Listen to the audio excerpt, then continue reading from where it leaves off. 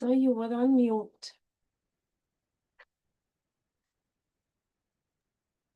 Sorry, huh? So I'll do again. Manglacharan. Mangalamai We can't hear you. Mangaran. Sir, Hmm. we can't hear you. now पहले मैं भी नहीं सुन पा रही थी. Now I can hear. Okay. Now it's good. Yes, sir. Oh, mine is good. Madhuji, can you hear sir? Yes, yes. Jia? You can hear? Yeah, I can hear. Maybe your system audio might be. Can you hear us, Himali? I don't think she can hear us. Your system audio might be on mute. Jimit, only I can't hear. Again, we'll do the Manglacharan. Mangalamai Mangalakaran Vitarag Vigyan Namo Tahi Jate Bhaye Arihanta Di Mahan Kari Mangal Kari Ho Maha Granth Karan Ko Kaj Jate Mile Samaj Sab Pave Nij Pad Raj. Acharya Kalp Pandit Pravar Todarmal ji has written this Moksh Marg Prakashak ji Granth, and in that we are on to chapter 8, and in that we are continuing with the description on Charnanu Yoga. Okay, so 4 points we have covered, starting point 5th, that is on page number 401. I have made you a co-host, Hemali. Can you hear me now? Okay. So you have been made a co-host, you can share the textbook. So page number 401. So we are saying that each exposition has its unique way of presenting things. Now we have to understand the methodology of each expositions. If we don't understand the methodology, then we will not be able to understand the true meaning what it wants to depict. And if we don't understand it, then our belief will not turn right. Okay, so it's a major problem. So when I started this happiness course, the first thing I taught was 4 exposition, because unless and until you don't know the methodology of each of these 4 exposition, you will not be able to understand the meaning what it wants to convey. And if you don't understand the meaning, then no further progress happens, right? So we have to understand the methodology of each exposition, and then only we can arrive at the true understanding. Okay, so we are discussing now methodology of Charnan Yoga. There are around 8 points, I suppose. We have covered so far 4 points. So today we would be starting with the 5th point. So in all total there are 6 points. So 4 points we had covered, only 5 and 6 are left, and then we move on to the last one, the Dravyan Yoga. Okay. So from here we have to start further in Charnanu Yoga. Madhuji. Yes, sir. Further, in Charnanu Yoga, such discourses comprehensible by non-consistents are given from general point of view. Non-consistent ki non-omniscient? What's written in your textbook? Oh, I'm reading wrong. Sorry, sir. I'll read again. Yeah. Further, in Charnanu Yoga, such discourses comprehensible by non-omniscients are given from general point of view with the prominence of worldly tendencies, but the discourses are not given from the subtleness point of view, comprehensible by omniscience, because it cannot be practiced. Here, the purpose is to encourage the religious practice. For instance, it is stated that an anuvrati, the follower of small vows, does not commit injury to mobile beings, whereas in the activities like sexual intercourse, etc., injury to mobile beings is caused. He too knows that in Jinvani, omniscience preachings, it is stated that here mobile beings are found, but he has no intention of causing injury to mobile beings and he does not indulge in such injury, which is worldly affairs, is called injury of mobile beings. Therefore, from this point of view, he is the renouncer of injury to mobile beings. Further, the monk, that is the Muni, is said to be the renouncer of injury even to one sensed immobile beings. But the monks make movement, etc., on earth and in water, etc. There, the total absence of even mobile beings is not found because the space occupied even by mobile beings is so small that it may not be perceivable by eyes and their existence is found on earth and in water, etc. only. This the monks know from Jinvani, that is the scriptures, and some monks know this through clairvoyance, etc. also, but they do not have intention of committing injury to mobile immobile beings by negligence. And in the world, indulgence in activities like digging of earth and use of unboiled water, etc., is called injury to immobile beings, and causing injury to gross mobile beings is called injury to mobile beings. The monks do not indulge in these activities. Therefore, the monk is said to be the total renouncer of injury. From the same point of view, he is stated to be the renouncer of untruth, theft, theft, chastity, and possessions. From the viewpoint of omniscience, the false speech vibration in the soul is stated to be present up to 12th Gunastan. The assimilation of Adatta karma, Parmanus, specific atoms, etc., are the non self substances up to 13th Gunastan. The rise of sex passion up to 9th Gunasthan, internal attachment up to 10th Gunasthan, the external positions like Samavasaran, etc., congregation are found associated with omniscient also, but due to absence of negligence, the monk does not have any sinful intention and those activities which in the world are stated as this person tells lies, steals, commits adultery, keeps possessions, etc., are not found in the monks. Therefore, they are stated to be the renouncers of untruth, etc.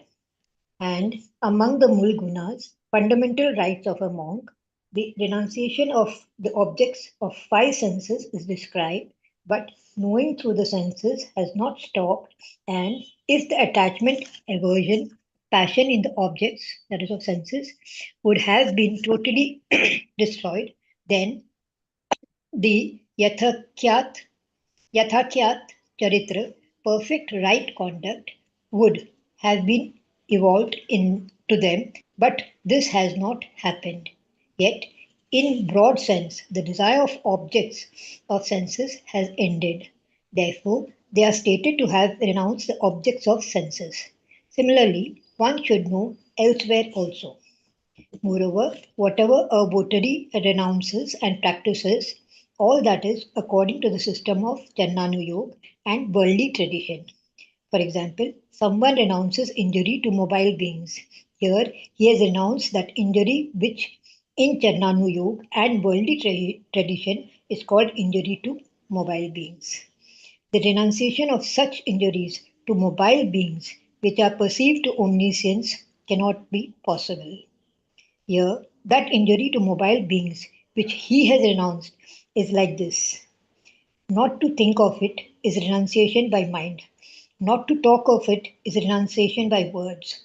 Not to act through body is renunciation by body. It should be known that other renunciations and practices are also followed in the same way and by this method only. Here arises a question that in Karnanu Yoga, the description is found precisely as it is. from the omniscience point of view.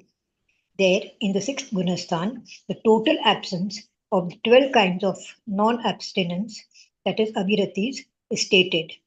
How is it so? Answer. Non-abstinence also is included in vibratory activity, that is yoga, and passions, that is kashayas, but there also the non-abstinence is defined to be the absence of renunciation from Chandanu Yoga point of view. Hence, those are absent there.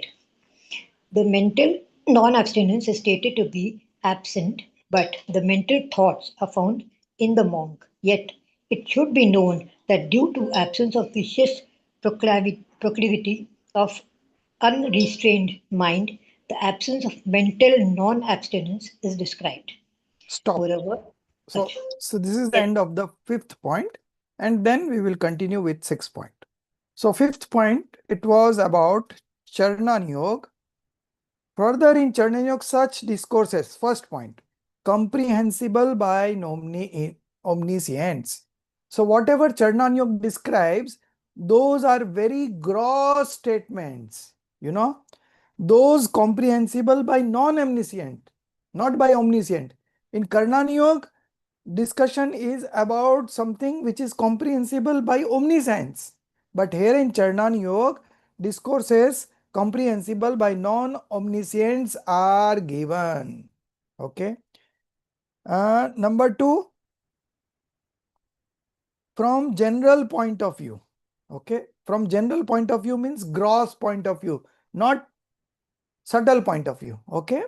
And the third point is with the prominence of worldly tendency, what is now practiced in the community, that is all being discussed here. Okay. So whatever discourses are given in Charnan Yoga, that must be comprehensible by non-omniscient. They can make out. Yeah. The second is it should be gross point of view and not the subtle point of view. And the third is it would be with the prominence of worldly tendency.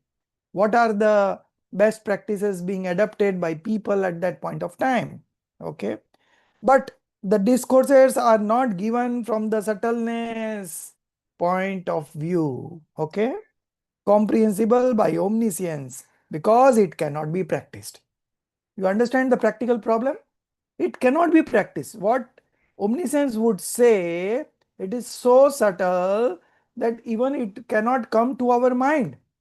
Now I am talking, now I am talking. So infinite living beings in the atmosphere are getting killed, one sensed. Vaukai Jeev, Vaukai. So in the air, many small one sense beings are there. So while I talk, my voice come out of my mouth, and because of that deflection, they get killed. Now, who said this? This is about omniscience knowledge, right? So this is a Karnan Yoga subject. Now, what is from Charnan Yoga? Charnan Yoga would say that you talk only sensible things. Don't keep on talking unnecessarily, because there is a violence. There is a violence of living beings, right? So you should speak whatever is required. You don't go on talking uselessly. Okay. So this we have to understand that Charnan Yoga will always say discourses which are comprehensible by non-omniscients. Okay. Like people like us from one stage who are non-omniscients. Which Gunasthan? Remali? Which spiritual stage of development are non-omniscient? So all of them till the 13th. yeah. So where is the omniscient then? Jia, you try. 14. Liberation happens in the 14th Gunastan. Liberation happens after the 14th. After the 14th, yeah. Okay. Omniscience happens at 13. So non-omniscience is 1 to 12. Very simple. Right? So 1 to 12. Okay. So from 1 to 12, all are non-omniscients. Okay. Then second point was, it's given from the general point of view. gross point of view, not subtle. And the third is with the prominence of worldly tendency. Okay, these 3 points you should remember. Charnanyog's discourses are like that. Okay, so you have to take it in that sense. You cannot compare it something with omniscience. Okay, but the discourses are not given from the subtleness point of view, comprehensible by omniscience, because it cannot be practiced. It cannot be practiced. Okay, here the purpose is to encourage the religious practice. Okay, now they are giving 2 examples. One is the case of a votary. 13th is, sir, 13th is a very short time, no, sir? No, 13 is a very long time. Simandar Paramatma right now is in the 13th stage and his age is 1 Koda Kodi Sagar. But When it's the not the same for everybody, no, sir? next 24 Tirthankars will come here, Yeah. the 12th Tirthankar when will be here, then he will get liberated. Such a long time. So 14th is short. 14th Which is one? very short. 14th is only 5 letters. A, I, Ru, Lu. 5 letters you pronounce, that Yeah. much time is 14th, and you get liberated. The body evaporates like a you know, a camphor, Yeah. and the soul takes its upward journey towards the Siddhalaya. Okay. Is it in the form of a flame?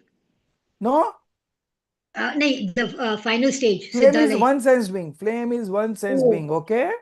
Flame Acha, is a then, body of a one sense being.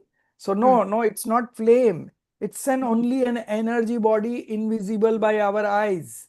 Okay. us, we are invisible. It is invisible by our eyes. So But flame you can see, right?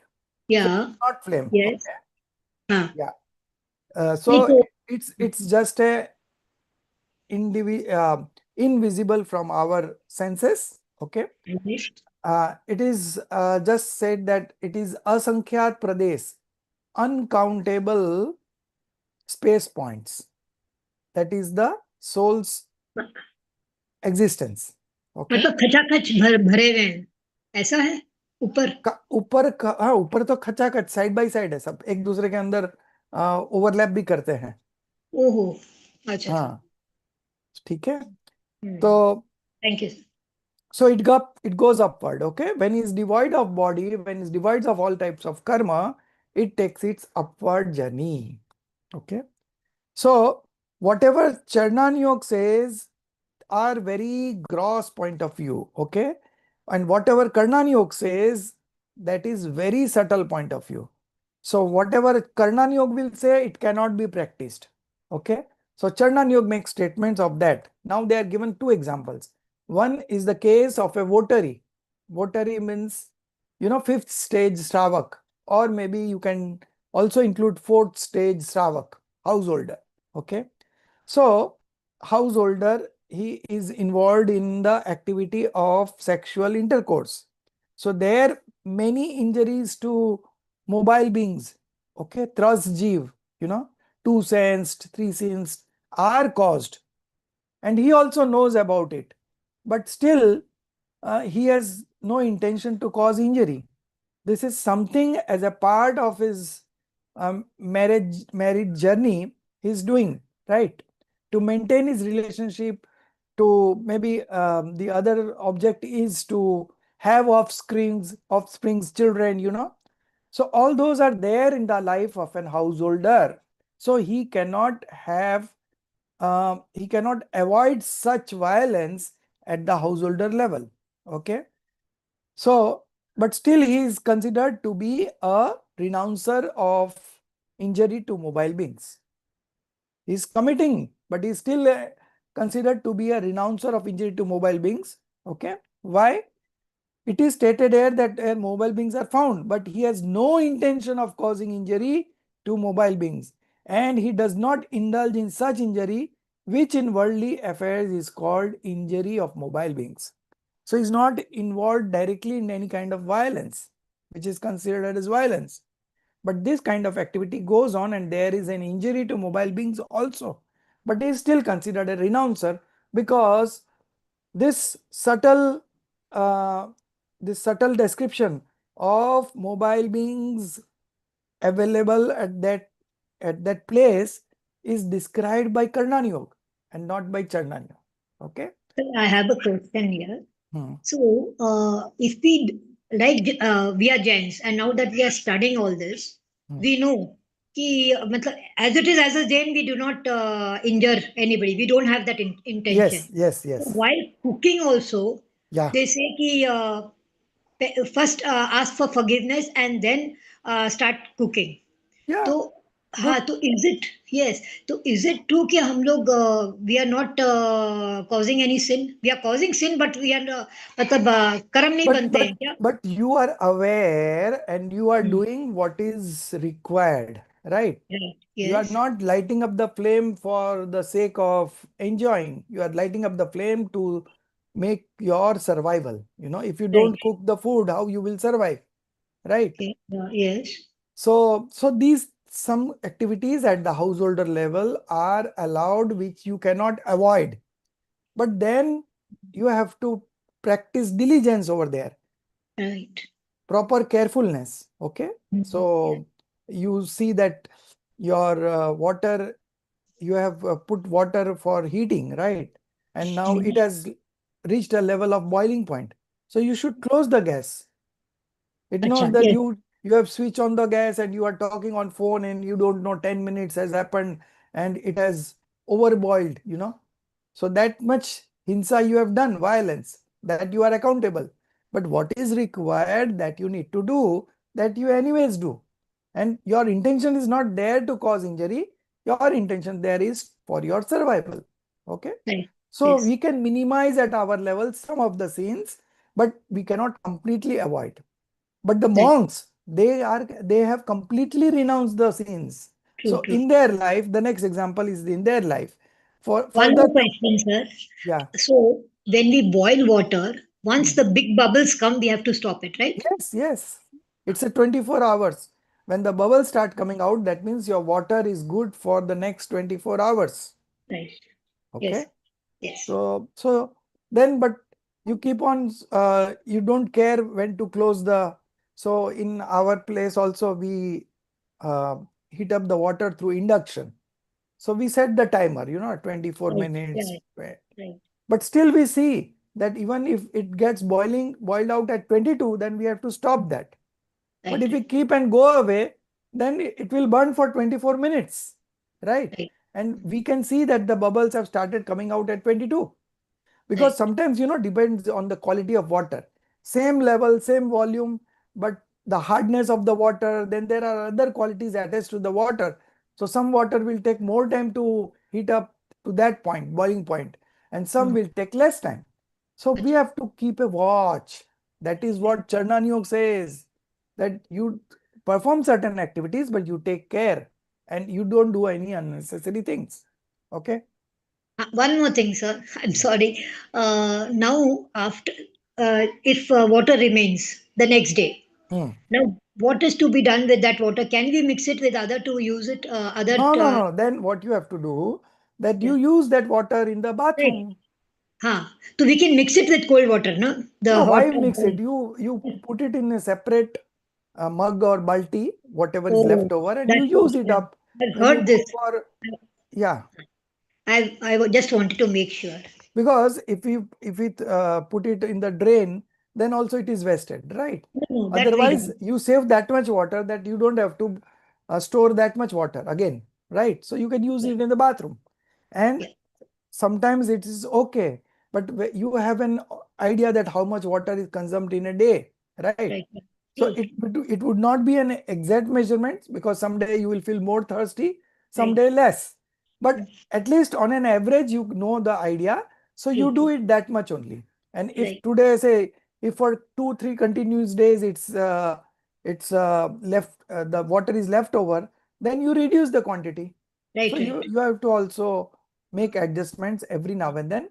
So if you have the awareness, you will do all the right things. Okay. right. Yes. Hmm. Thank you, sir. So at the monk level, Yes.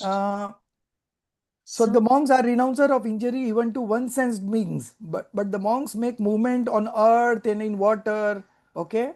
So there also the total absence of even mobile beings is not found, because the space occupied even by mobile beings is so small that it may not be perceivable by eyes, and their existence is found on earth and water only, etc. only. This the monks know from Jinvani, and some monks know this through clairvoyance, Avdigyan, okay, also.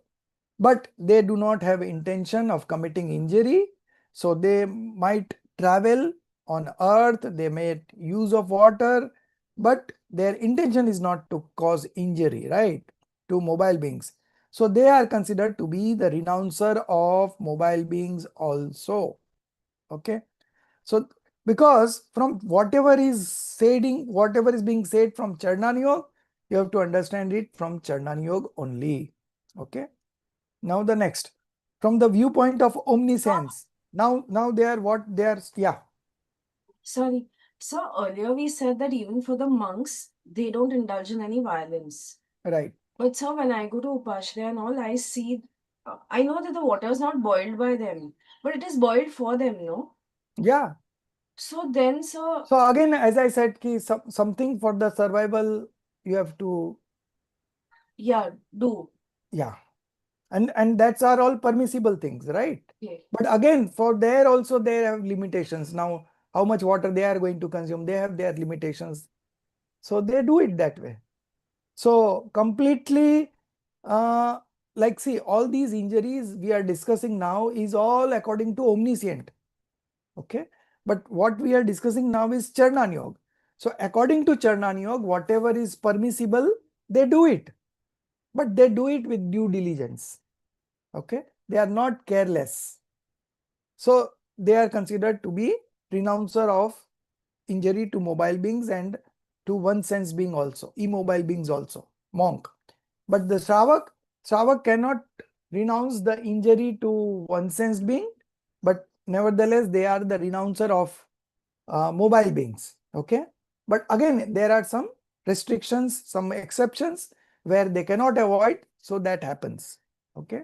But their intention is not to create any injury to mobile or immobile things. So whatever fruits that you get is from your intention, your understanding, your belief. You know, it's not because of the activity that you do, the karmas are bound. It's because of your intention. Okay. Next year in Purushart Siddhi we will see one example where a monk is very carefully walking on the road. Okay. He's looking down only. He's not looking left or right because he have no interest to see what's here and there. Right. But even while walking, a small insect comes flying under his leg and it gets killed. The monk will not bear the fruit of that injury, that harm. Why? Because his intention was not to kill. He was walking carefully, right? And another example where a householder is walking without looking at the ground, looking left and right, and he does not kill any insect. Still, he is binding karmas for the violence of those small insects. Now, this is Jainism. No injury is being caused, but you are binding karmas. Injury is caused, but you are not binding karmas. Now, who can understand this? So subtle things. So it's all depend on your intent, right? What is your intent? So here we are discussing that as a householder level, the intent is not to create violence to mobile beings. At the level of monk, the intent is not to create violence to even one sensed being, immobile beings, okay? But still some activities will involve such kind of violence, and that is permissible, and still from Charnan Yoga they will be proclaimed as a renouncer of injury to immobile things, immobile living beings. Okay? Clear? Charnan Yoga clear? Karnan Yoga will have, Plus this in Chaudhala also, no? yes. Now, from the viewpoint of omniscience. So when we say from the viewpoint of omniscience, that means we have changed our gear. We are on to now Karnan Yoga. Okay? Karnan Yoga. False speech vibration in the soul is stated to be present up to 12th Gunastan. Okay? False speech vibrations. Okay? The assimilation of adat karma. Adat karma means theft. Okay? Theft. the assimilation of theft, Parmanu, specific atoms, etc. Other non-self substance up to 13th Gunasthan. The rise of sex passion up to the 9th Gunasthan. Now, the monks at the 7th stage, they are into deep introspective meditation. Shuddhopyog. So, where is the question of having any activity of sex? Okay. But Karnan Yoga says that up to 9th Gunasthan, the sex passions may arise. It's only arise at the mind level. It doesn't mean that it arises at the activity level. No. It arises, the thought might come. Okay. So Karnan Yoga will describe like this. Internal attachment up to 9th Gunasthan. Rag, Shuksham Rag, yeah, up to 10th Gunasthan. These are all Karnan Yoga statements according to omniscience. The external possessions like Samosaran, Samvasaran, etc., congregation are found associated with omniscient also. That is the 13th stage. But due to absence of negligence. Now this is important. Absence of negligence. That monk was walking carefully and the insect came below his leg and got killed. But the monk is not binding any karma for violence. Why? Because there is absence of negligence. The monk does not have any sinful intention. Okay. Therefore, he is not considered to be a violator. And those activities which in the world are stated as this person tells lies, steals, commits adultery, keeps possession, etc., are not found in the monks. Therefore, they are stated to be the renouncer of untruth. Okay. So, this was the example of from Karnan Yoga. Okay. What of external possessions like samosa? Sorry, Toshi. Samosaran is the holy assembly Yeah, of but the how Tirthaka. can you say external possession? So, it's an external possession, no? External possession for the omniscient. Means so? Like you So, have the when desire. you attend the 13th stage and if you are a Tirthankar, then automatically the celestial beings, they arrange a Samosaran. Correct. And there are different kinds of categories of people come and listen to the sermons. Correct. And that's how the Jainism is propagated through Tirthankar. Oh, so you're saying at the 13th stage they have the desire that when will it happen that way? No, 13th stage they don't have desire, but because of their past bondage of Nam Karma, Tirthankar Nam Karma, which comes into fruition at the 13th stage, this Samosaran and other things are being organized by the celestial beings. And there the Tirthankar gives sermons. Okay. So all these activities are considered to be an external possession to Aryant. Yeah. What, Jia? Why is this an external possession though? Like if it is happening on its own. So your home is not your external possession. Your car is your external possession. Similarly, the Tirthankar's external possession is Samosaran. Body is external possession, you know. So is it not good to be a Tirthankar and be a Siddh, like in that sense? See, it's not in your hand whether you want to become a Tirthankar or not. It happens automatically. Whoever has to become a Tirthankar will have Samosaran, will have sermons, everything, activities will be there. Okay. Sir but Samosharan is not permanent क्षणिक होता है ना जब जब दिव्य ध्वनि खिलती है it's not right. Permanent possession it's No, just no, no, for no. The time being Yeah, but it's for the time being and it's created by the heavenly beings and there are no violence in creating those. Okay. So this is all. I have a question. So I'm surprised that Adatta Karma Parmanus are there till 13th Gunastan. Yes. I thought that Because of Divya Dhvani. Divya Dhvani is there, no? oh, okay. Okay. So the bondage happens due to your intention. It's not by the activity of mind, speech, and body that you do. Okay. So if your intention is good, your bondages are very less. If your intention is bad, even if you are not committing any violence, still you are binding karmas. Okay. So just by developing the understanding, we are saved by so many karmic bondages. You develop that, you have that feeling for one sense being, right? All the one sense, two sense beings in the universe, I forgive them, they forgive me. All these activities of Charnan Yoga, that's why it is stated. So Charnan Yoga will define like that only. Okay. Sir तो सुबह उठते ही अपन क्षमा याचना कर सकते हैं then we start a day कि भाई I am not doing it with any intention and Yes, this, even if you don't say 24 hours, this is the intent. Right You only do such activities only 2 hours a day or 24 hours. 24 hours is that we don't want to injure any being. अच्छा Okay. That's true So this is your intent. So with that intent, you are binding auspicious karmas. You are not binding inauspicious karmas. Right Then the next, and among the mul gunas, fundamental rights of a monk, the renunciation of the objects of 5 senses is described. But knowing through the senses has not stopped. Okay. And if the attachment, aversion, passion in the objects of senses would have been totally destroyed, then the Yathakya Charitra would have been evolved into them. But this has not happened. Yet in broad sense, the desire of objects of senses has ended. Therefore, they are stated to have renounced the object of senses. This is about the monks. Okay. Similarly, one should know elsewhere. So Charnaluk will define this way only. Okay. It cannot have the subtle explanation as given by omniscient in Karnan Yoga. Okay. Sir, Moreover, yeah. sorry. So what Roshi ji asked, you said that adatta karma parmanu means theft. Adat means theft. So sir, you said that, and it is there till the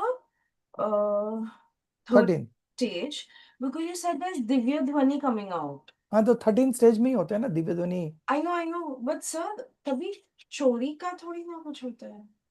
अरे, he's talking something, right? You know, like in Samosan there was a question that why Srenik Maharaja is not able to take vows. You know, the question was raised in the Samosaran of Bhagwan Mahavir.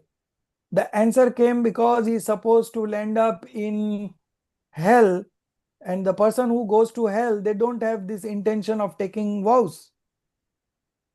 Okay. So in that description, somewhere some words may go here and there. Okay. But they don't have the intent. So they are considered to be a renouncer of those things. That's all.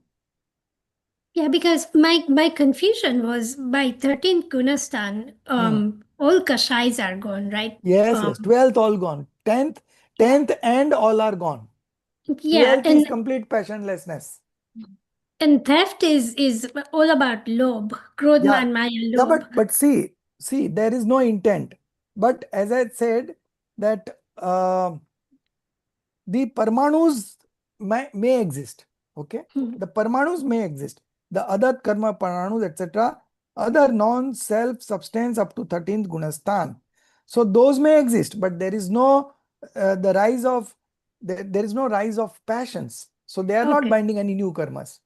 So even Tirthankars, there is a vibrational activity of Divya Dhvani, right? But because of that activity, there is influx of karmas. But since the passions are not there, so bondages doesn't happen. It comes and it goes away. Yeah, got it. Okay. So that in that sense, it is like that. So it's similar to us saying that if I got cancer and if I start crying about it and complaining about it, it's not going to help me. Instead, I should just accept it as rotation of karma instead and not bind more passions about that.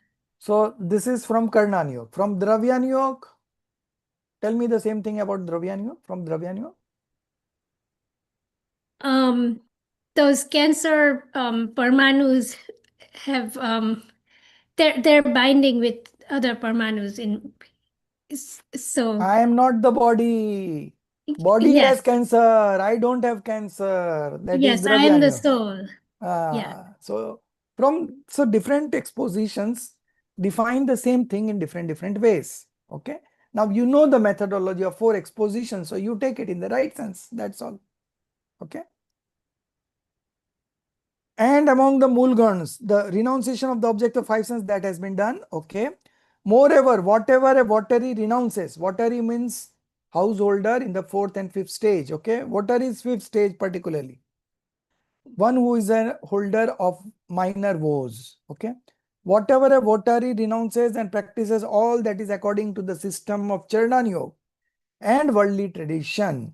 For example, someone renounces injury to mobile beings. Here he has renounced that injury which in Charnan Yoga and worldly tradition is called injury to mobile beings. The renunciation of such injuries to mobile beings which are perceived in omniscience cannot be possible. Okay. So according to Charnan Yoga is possible, but according to Karna Yoga it is not possible because it doesn't come into our mind only, in our knowledge only, because our knowledge is very limited. And omniscience knowledge is complete knowledge. Okay. So whatever omniscience perceives, we cannot perceive. And when we don't perceive only, how do we prevent those injuries? Okay. Just now I gave you an example. I am talking now, right? So there are infinite beings being killed, but our intention is not to kill, right? Our intention is to share the knowledge. Okay. So it's all about the intent. Okay. Once again, these activities of mind, speech and body are not in our hand. It happens automatically. Now, if you want to take the responsibility of those, you take and suffer from miseries. And there is another way. You practice discriminative knowledge and see that activity as different from your knowing activity. Your activity is to know. So you remain a knower.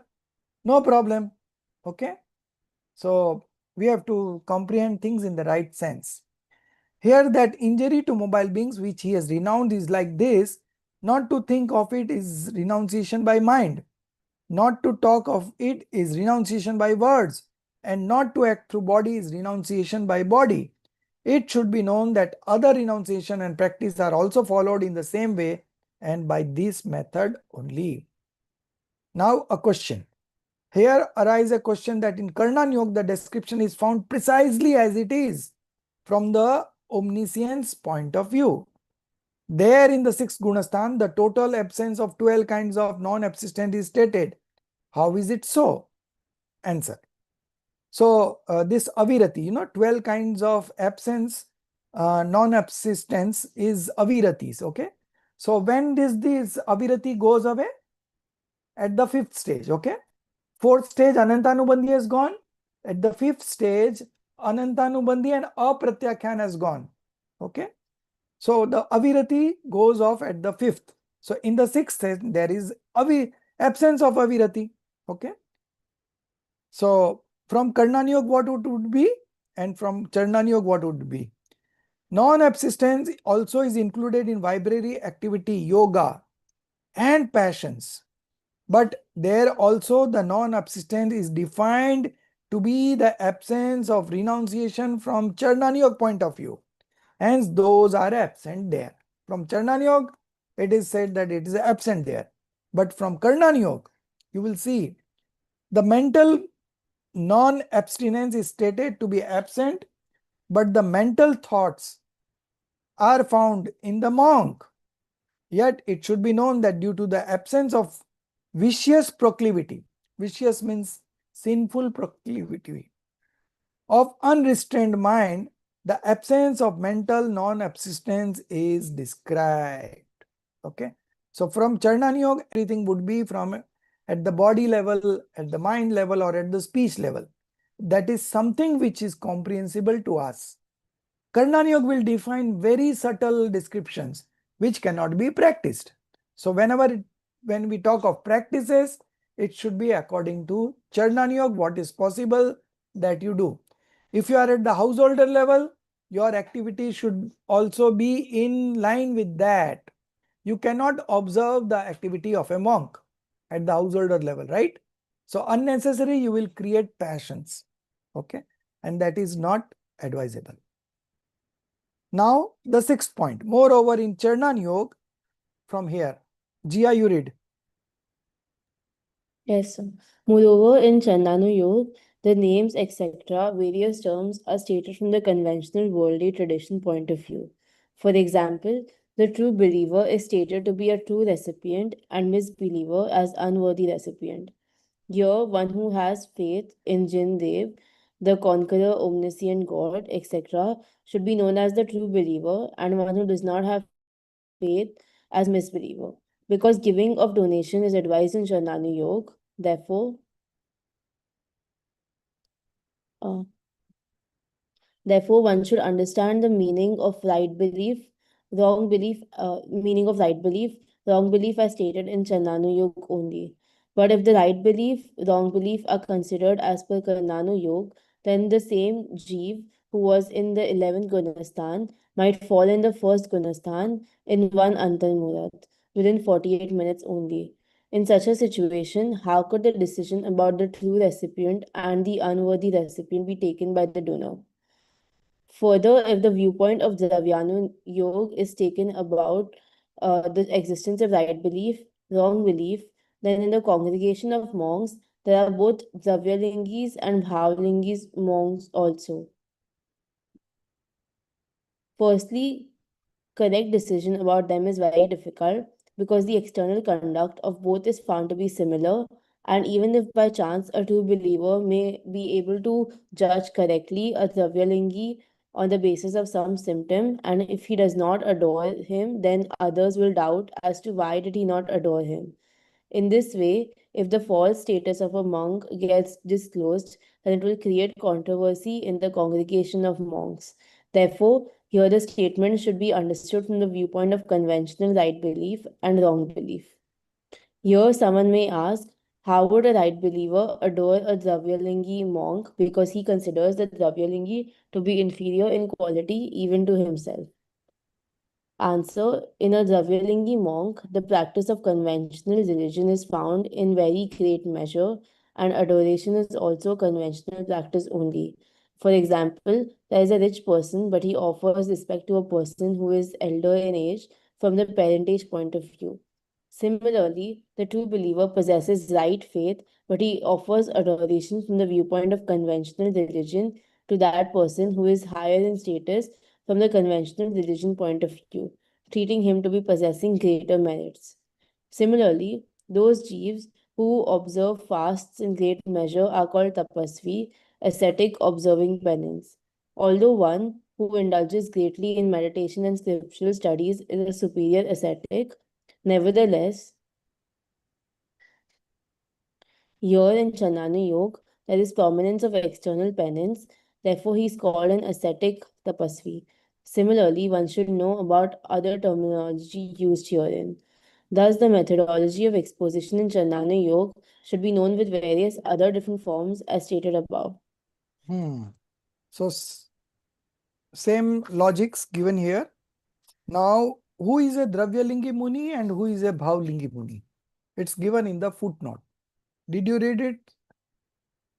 You have the physical book with you, no, Jia? Yeah, but I've not opened it. I was using this. Okay, no problem. If you don't have, then I will courier you again. I have it. Okay, okay. Now see the footnote. Both Dravyalingi and Bhavlingi monks are Digambar Jain monks, but the difference is of wrong right belief. Dravyalingi is having a wrong belief, although outer activity are same. You cannot make out any difference. Okay. Outer activity is absolutely same, but inner belief is different. One is having a wrong belief, Bhavlingi is having a right belief. Okay. The Dravyalingi monk is without right belief, that is, he is still a wrong believer, whereas the Bhavlingi is a true believer. Now, this is a very gross statement. If you go very subtle into this, even the monk who is at the fourth stage is a Dravyalingi. Even the monk who is at the fifth stage is a Dravyalingi, although he is a right believer, right? So this is a gross statement. If you go to subtle, it's like, but we will take this example of right believer and wrong believer, okay? Now, in the congregation, okay, all the monks are not right believer. There are wrong believers monks also. So if you are a right believer, maybe say in the 5th stage, so you should pay reverence to those monks or not, because you cannot make out who is a right believer, who is a wrong believer. Okay, you know Charnanyog, they are observing these main vows, so they are supposed to be revered.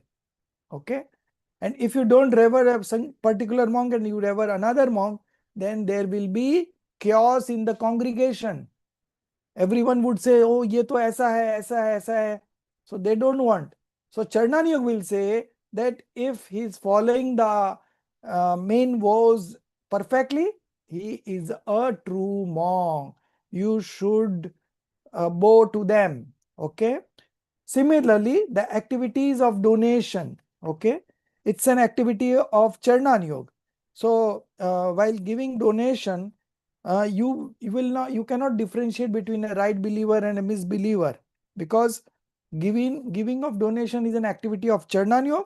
Therefore, one should understand the meaning of right belief, wrong belief, as stated in Charnan Yoga. Okay, so someone who is going to the temple every day, someone who is observing the vows, minor vows, someone who is not having night food, we call him that, oh, he's such a religious person. From where you are saying? From his outer activities. Internally, he may be a wrong believer, right? So Karnaniyog will define whether he's a right believer or a wrong believer, because Karnaniyog's descriptions are very subtle. It's known by the omniscient. We cannot make out. So we have to practice in our day-to-day life according to Charnan Yog. Okay, whatever Charnan Yog says, activity of a householder, that we should observe.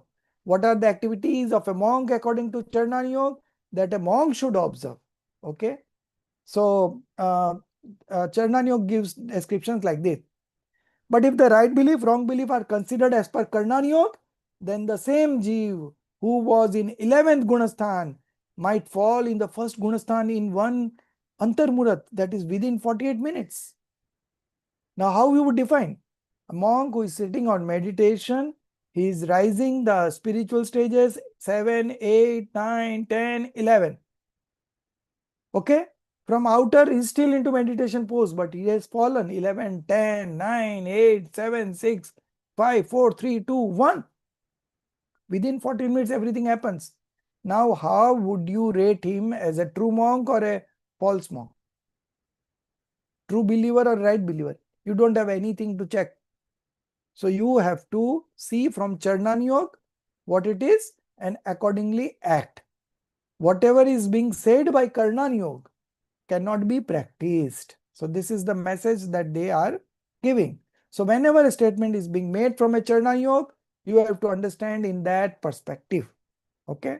If you now see the Karnan Yog side of that, then you will not be able to do justice to the scriptures. Okay.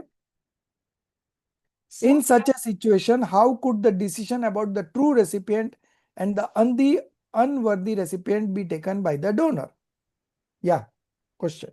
sir, I wanted to ask you, you gave the example of a monk who's meditating. So let's assume he's meditating and then someone really bites him.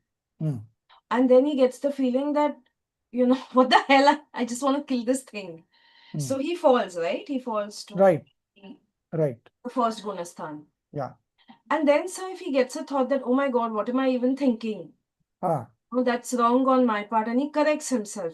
Does he again go back to the 11th? Yes. Within 48 minutes, he All of this. can manifest omniscience knowledge also. Okay.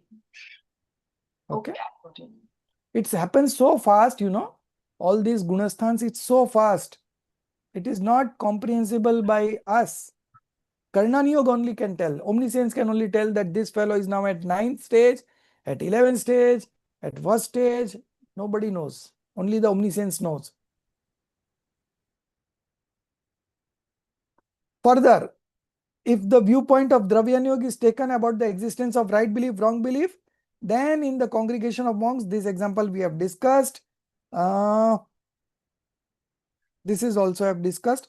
So in Charnan Yoga, one who is taking up great penances will be called a tapasvi, although he may be a misbeliever. But Charnan Yoga will see the outer activity and will rate him as a great tapasvi. Okay. There the Karnan Yoga descriptions will not come. Okay.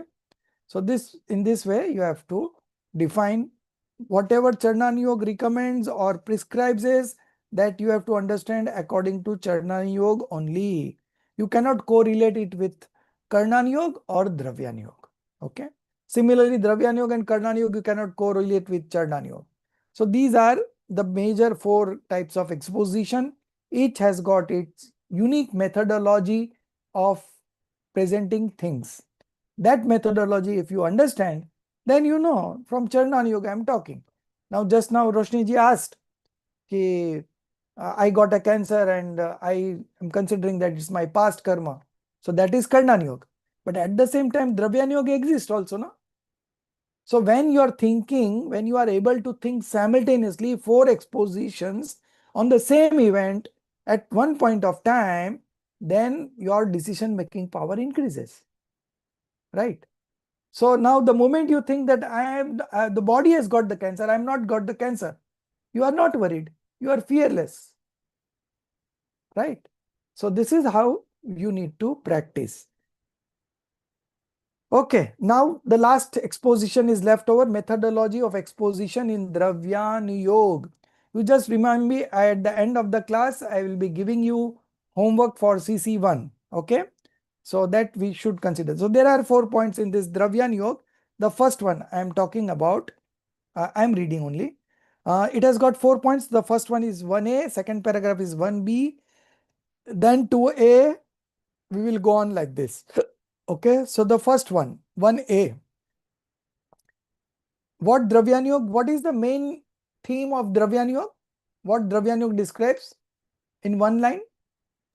Jia? Kshetravya. Yes, very good. What next?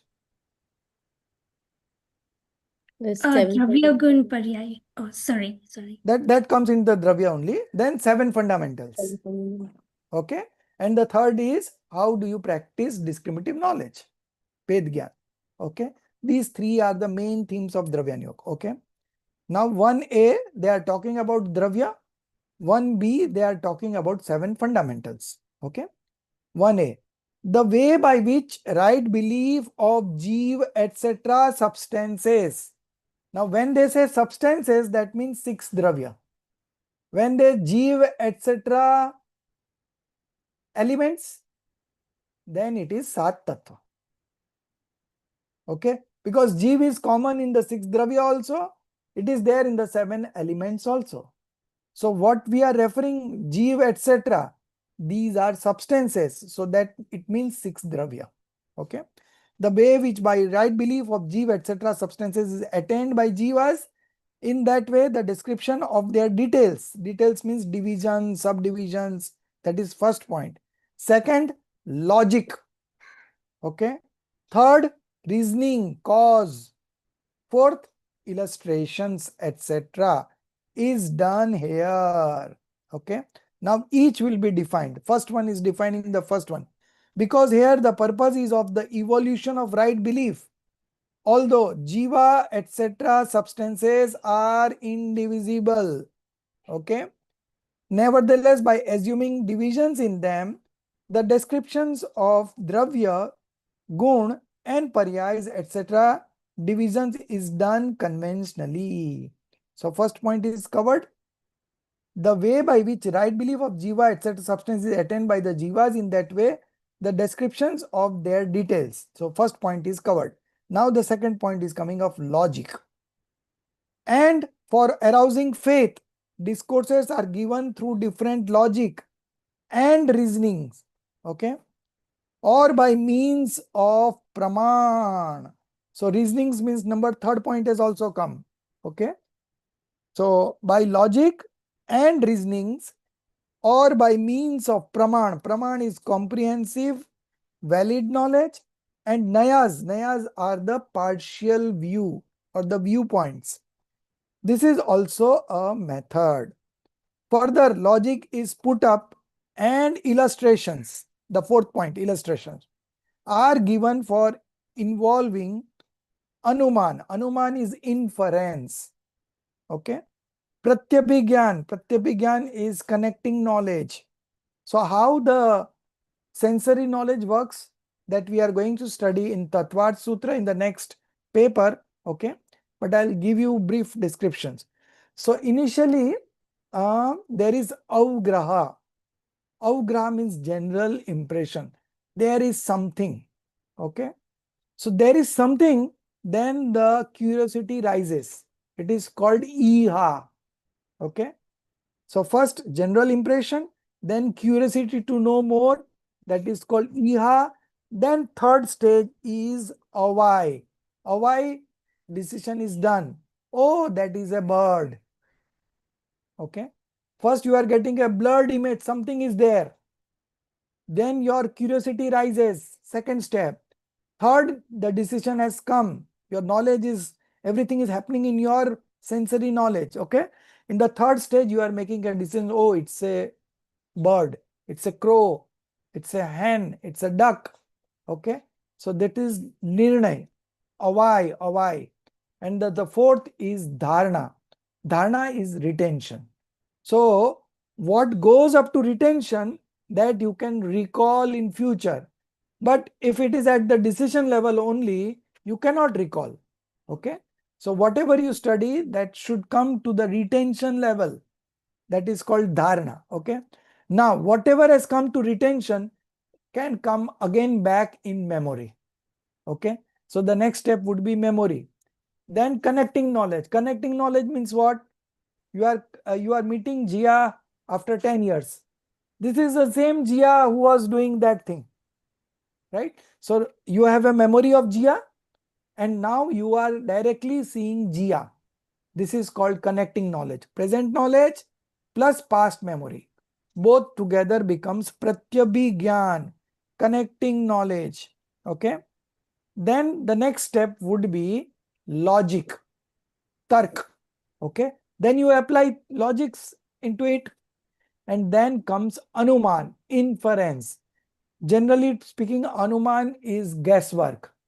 But here in this knowledge, in Mati Gyan, it is called inference. Inference is a knowledge that has arrived after logical reasoning. Okay. So it is not a guesswork. It cannot go this way or that way. It is based on a very logical reasoning, and it has to come correct. So that is called inference.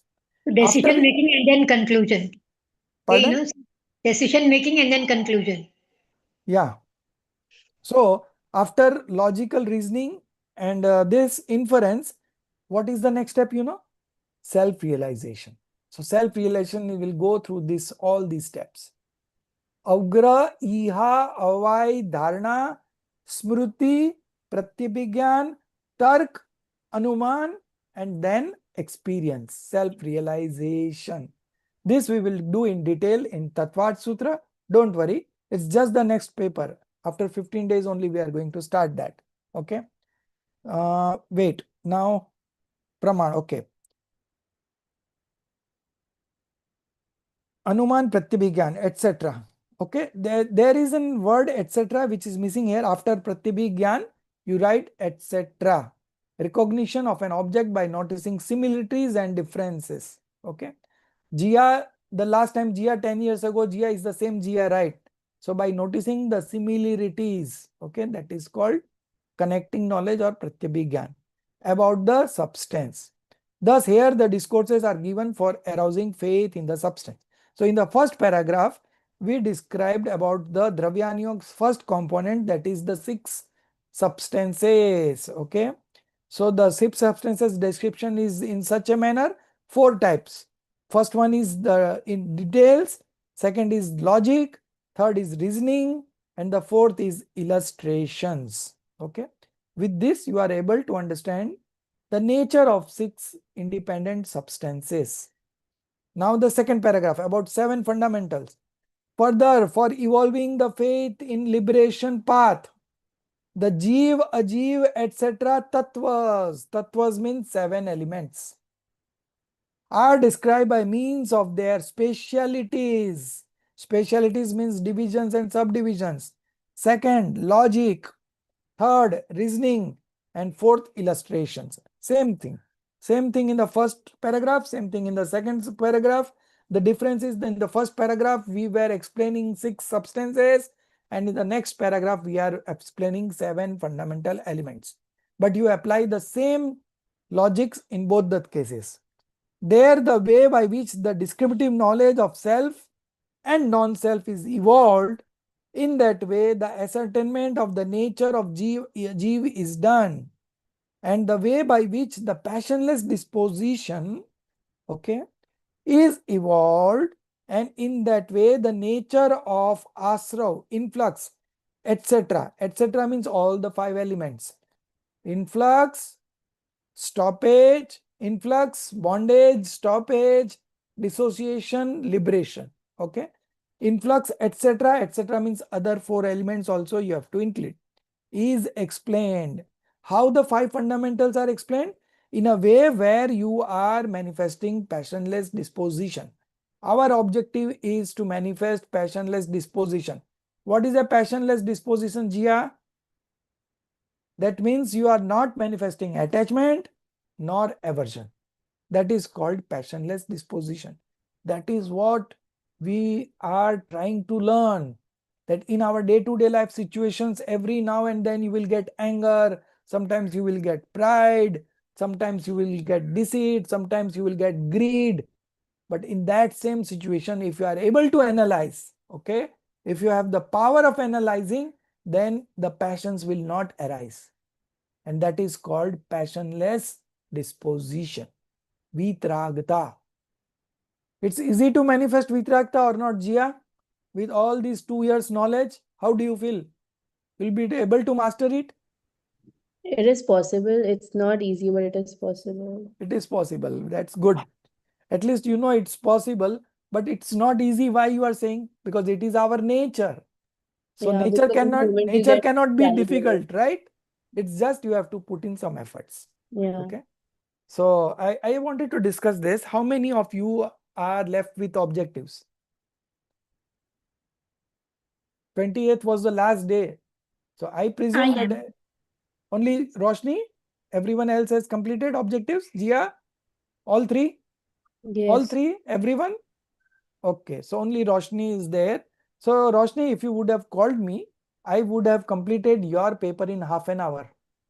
Oh, So if you have any problem, if you tell me, now what will happen, you know, the assignments that I give, no, CC1, CC2, CC3, that I manage. But these something that is centrally managed. Okay. So there you have to be very strict. They don't compromise on such certain grounds. Now what will happen, you know, I think in all probability they will extend, okay, as a special case of yours. So that Himali will take up. I've extracted Himali. But now what happens, you know, if they don't agree, then next year when you are giving the examination for 7th SEM, not 7th SEM, this is 4th 6. SEM, 6th SEM. So when you give 6th SEM exam, then this paper again you have to appear. So again you have to go through understanding and all, you know. So Yeah. it is better even if you get 30, don't mind. Today only if you would attempt, no, you will at least get 40 marks. It's so easy. Logical reasoning only, right? So, Yeah. so you just enjoy these exams. Don't think that I will first study everything and then I will give exam. No. If you are doing it, that is good. But then there are times constraints also, no?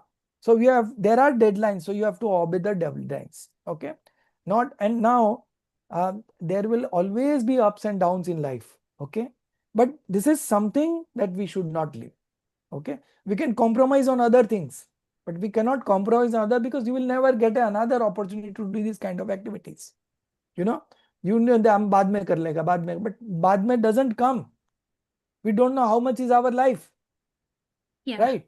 So this is the minimum that you should do. 2 hours class a week and then the objective exams on time. Assignments I can still manage, I'm telling you. Okay. But these are very simple things. It's not very difficult, you know.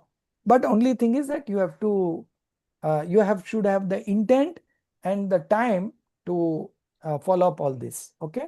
So next time when you have any difficulty, inform me in advance. We will find a way where you can finish paper in 15 minutes, 30 minutes, like that. Yeah. Okay. Okay. Actually, what happens is we all try to revise. I know. You know, yeah, you want to revise everything and then you also want to remember, but that's Yeah. not possible. Leave it.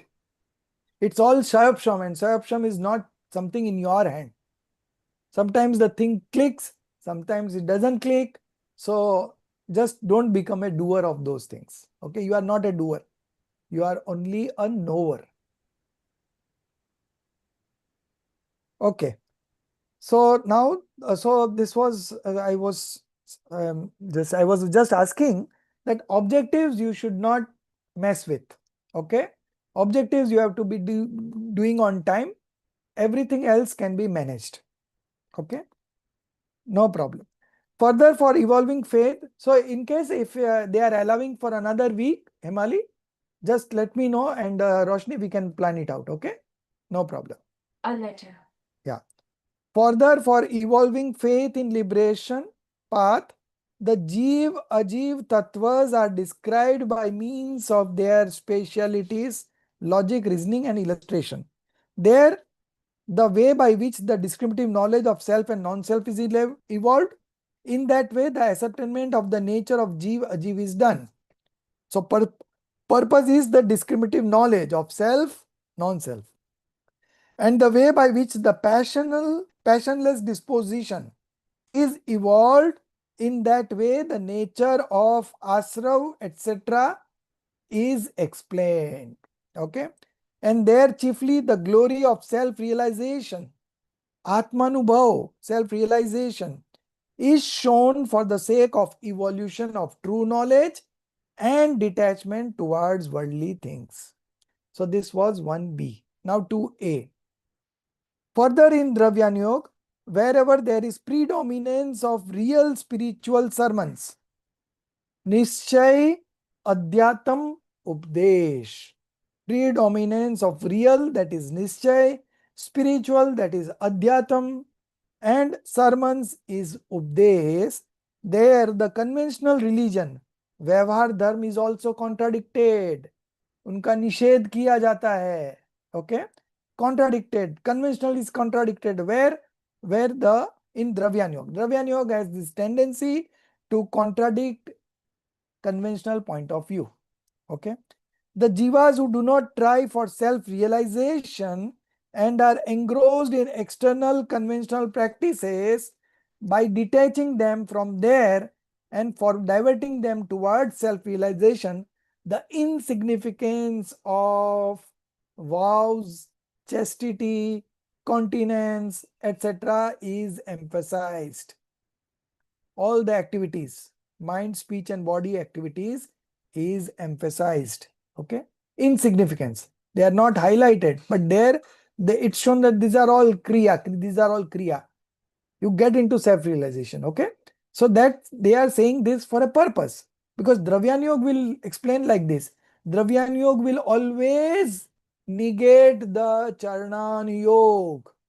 Nischay's job is to negate the Vyavhar.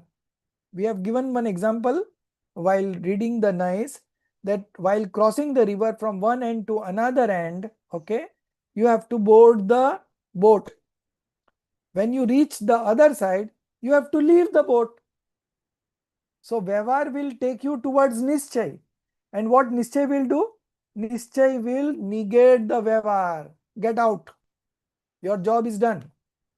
And that's the job of Nischay. How you can be so ruthless? The one you have brought you here, you are negating the same thing. The Nischay will say, oh, this is my nature. My nature is to negate the conventional viewpoints. Okay. So that is a part and parcel of the presentation. Okay. So in Dravyanyog, the insignificance of vows, chastity, continence, and any other activities like puja and all are done, okay, are emphasized. There one should not know that he should start indulging in sinful acts. Okay, अपने अच्छा हुआ बता दिया, मैं कल से सब क्रिया छोड़ दूंगा. It's not for that. Okay, he should it there one should not know that he should start indulging in sinful acts by relinquishing these virtuous acts. Okay, because the purpose of that discourse is not to encourage ashubh upyog, inauspicious disposition, but for evolving shuddha upyog. The acharyas want to take you to a higher level, so they say that don't just get involved into these activities, realize yourself, do atmanubhav. Okay, so this instruction was for that.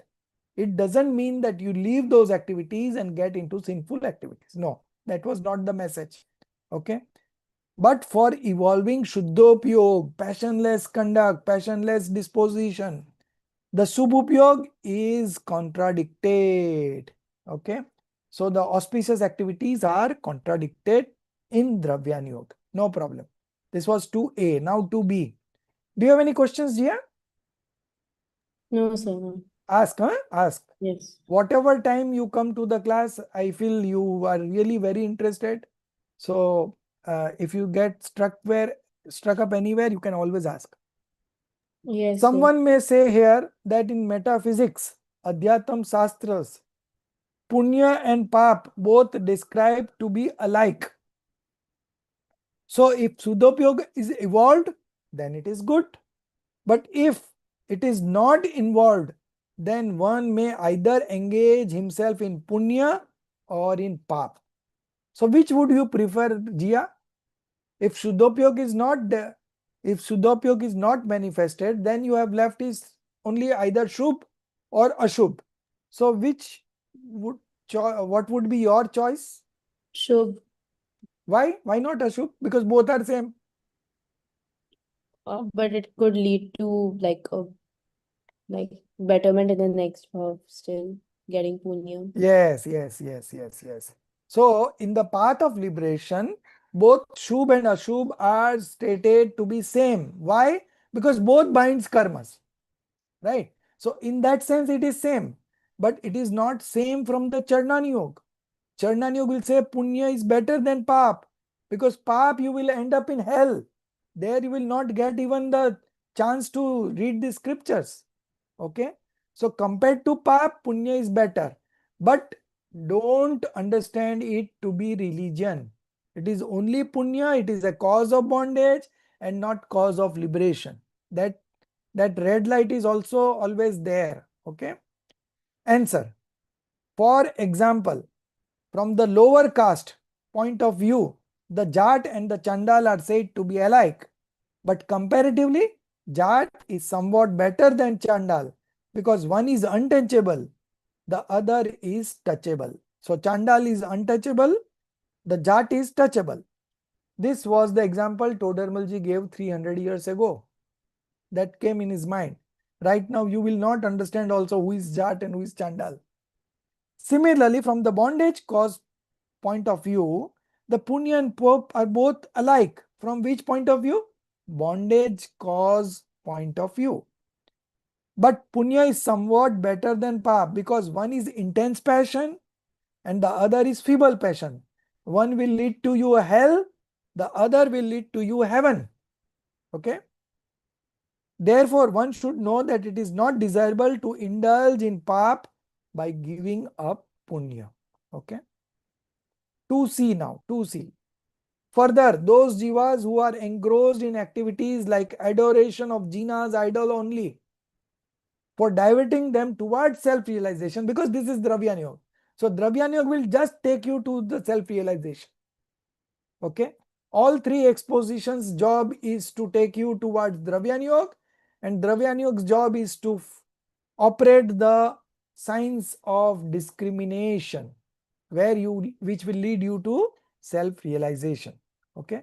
All the four expositions' essence is passionless dispositions. Okay.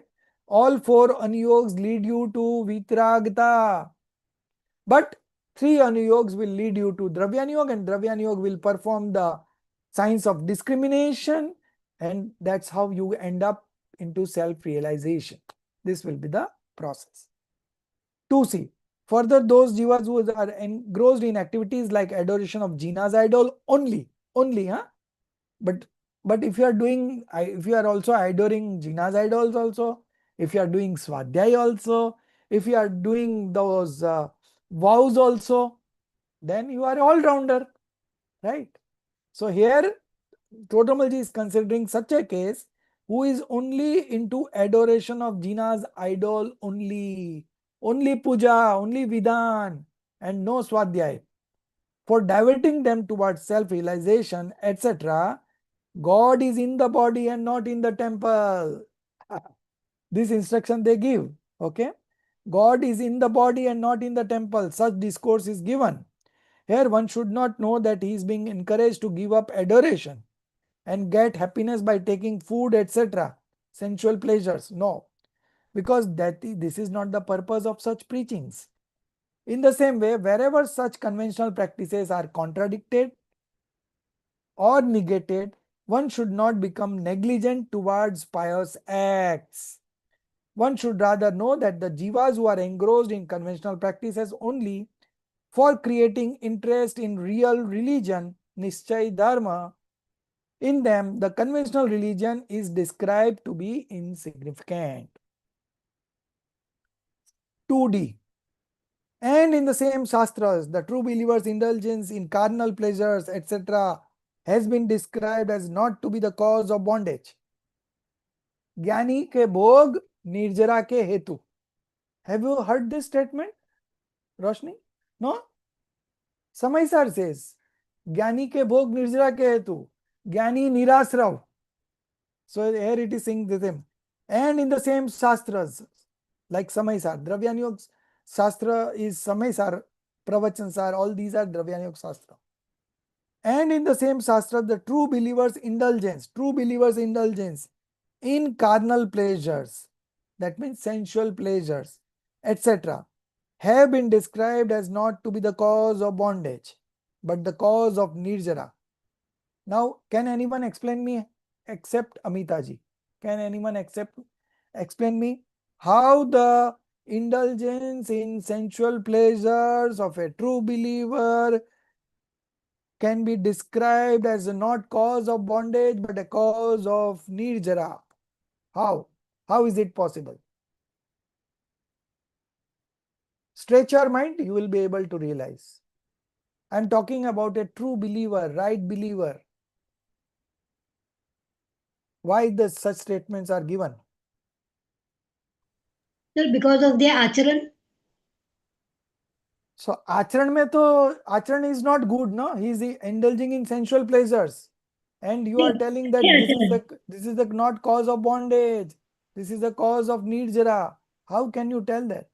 What others will learn from this? Oh, let's go on doing sensual pleasures. That's a cause, not a cause of bondage. That message we don't want to carry. नहीं, अच्छे आचरण के द्वारा. अच्छे आचरण की बात ही नहीं है ना. अभी तो इधर बोल रहे हैं कि 5 इंद्रियों में जो जीव लगा हुआ है, जो ज्ञानी है, सम्यक दृष्टि है, right?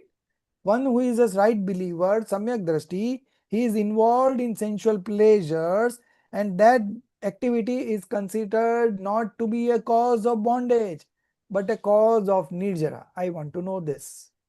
Is it because they're experiencing these sensual pleasures because of their past karma, and that karma is coming to fruition, and karma ni sthiti puri thai jai એટલે nirjara thai jai? No, that is not. Nirjara means without enjoying the fruits. So if he's able to understand that it is only his body which is indulging in the sensory pleasures and it's not the Atma. No, that is not the cause. See, he is a true believer. So his first level of passion, Anantanubandhi Kashai, has gone. Now whatever is left over, that are considered to be a drop in an ocean. How much is that, you know? Drop in an ocean. If your Anantanubandhi has gone, then the rest of the passions is a drop in an ocean. 1 minute. Huh?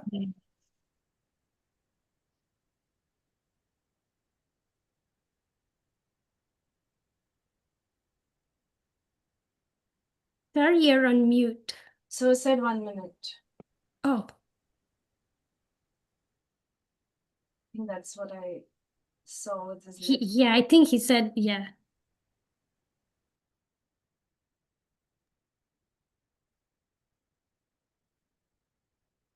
So Amitaji, what sir was saying is because there'll be no passions, right?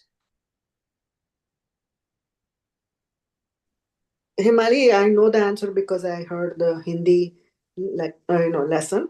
So it's not because I know this. So what happened is that since the Ananta Anubandhi karmas are Shy. not binding anymore, Yeah. and the intensity of the karmas that are binding now are much less But- compared to the other activities that the person is doing, the nirnay and the bhed. That's why it overwhelms the impact. Right. Okay. Okay, sorry, it was my antarai karma.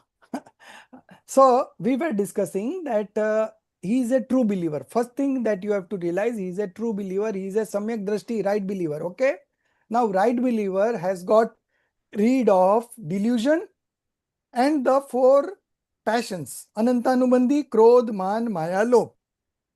Now that much passion is such a big junk that whatever is left over is just a drop in an ocean. Now, what is the value of a drop in an ocean? No value. So he is considered that even if he is indulging in sensual pleasures, just because he has already manifested passionless disposition to the extent of Anantanubandhi Kashai, which has already gone off, okay, that is compared to whatever is left over is very minuscule. So it has been neglected. And he is considered that your, even you indulge in sensual pleasure, so they want to magnify. What they want to magnify? What they want to glorify? The right belief. So Jia, you manifest right belief and then whatever you do, you will not bind karmas. It is a good thing. Sir, but how can this lead to the increase in the cause of nirjara? Like, Yeah, because the level of passion that he has already destroyed, the first level, okay, that was the major passion. Anantanubandhi, Anant Sansar. It was binding infinite karmas. Now that has only gone. And whatever is left over is just a drop in an ocean. Who says that it is a drop in an ocean? So you refer Sem5 Gatha number 320 Bhavarth. This much you will do, Roshni. Okay, Gatha number 320, Bhavart, Pandit Jaichamdi Chabda says that if the Anantanubandhi has gone, then everything is gone. Your 99% work is done. And for getting rid of Anantanubandhi, what you have to do? You have to manifest right belief, right? So whatever efforts that you are putting now is the highest level of effort. When you become a monk, then it is all very easy. The first step itself is so difficult because of our struggles in our householder's life. This is a bit difficult. But if you are very firm or stubborn in your approach, you will manifest. And you will manifest means you will enjoy like anything. You will enjoy also and you will not bind karmas also. Although your intention is not to get into sensual pleasures, but something you cannot avoid at certain levels, right? So at the householder level, there are some activities that you cannot avoid. Like we were talking of cooking, So cooking, there you are, when you are lighting up the flame, you are killing one sensed being, but you cannot avoid those activities, right? So the intent is not there, but the activities are there. But here it says that we want to glorify the Samyak Darshan. So we say that Jnani's bhog is nirjara. Even Jnani is indulging in sensual pleasure, still he is shedding the karmas and not binding the karmas. Okay. So that was the purpose here. That's why this is Dravyan Yoga. This is not being said from the Charnan Yoga. Okay. Charnan Yoga and Karnan Yoga will say that whatever engagement in sensual pleasures will bind karmas. They will say like that. Charnan Yoga will make you fearful that don't do such activities, other you end up in hell. They will say like that. But Dravyan Yoga here, it says that once you have manifested the right belief, no, even if you are indulging in sensual pleasure, still you are shedding karmas. Still you are dissociating karmas. Okay. So that is being said from the Dravyan Yoga. But one should not understand here that the carnal pleasures to be beneficial or worth indulgence.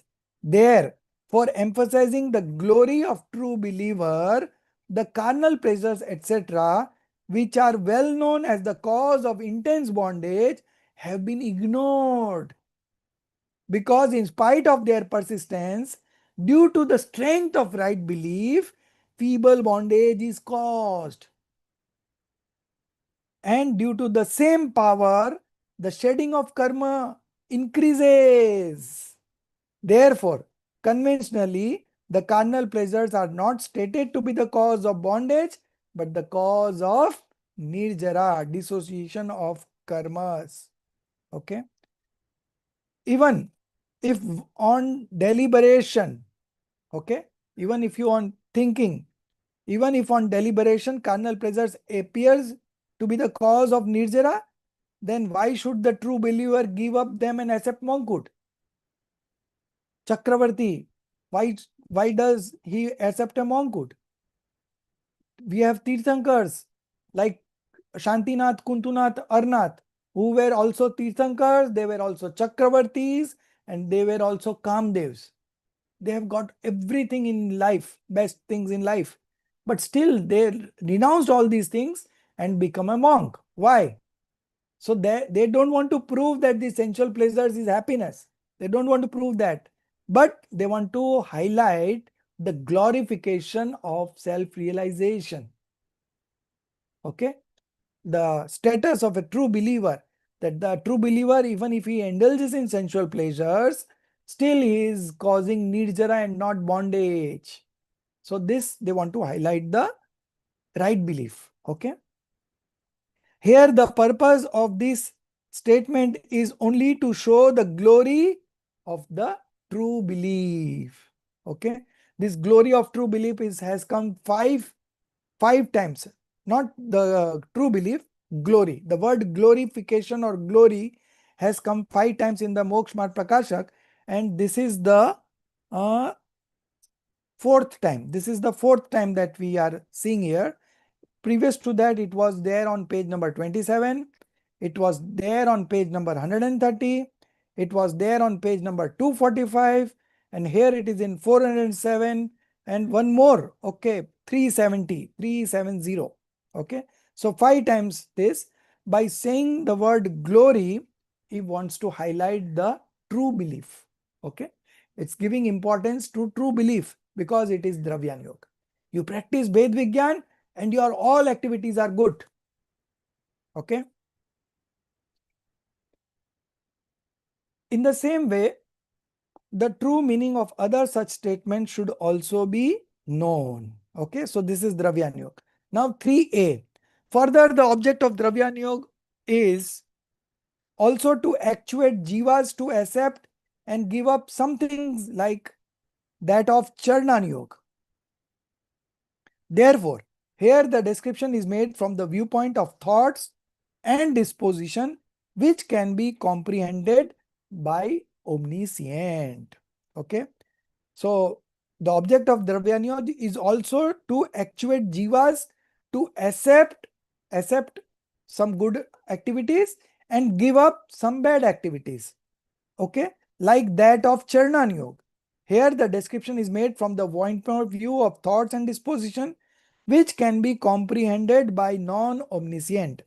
The main difference is that in Charnan Yoga, the emphasis is laid on the external activities, whereas in Dravyan Yoga, the emphasis is on inner spiritual thoughts and disposition. But the description is not as subtle as is found in Karnan Yoga. The same is illustrated here under. Shubh, Ashubh and Shuddh. There are 3 types of Upyog. Upyog means active consciousness. Okay. One is auspicious, other is inauspicious, and the third one is pure. Okay. Such three states of upyog, that is active consciousness, active thought activity, are described. The thoughts with religious attachment are termed as shubhopyog, auspicious sentiments. Shubhopyog, the thought of religious attachment are termed as shubhopyog.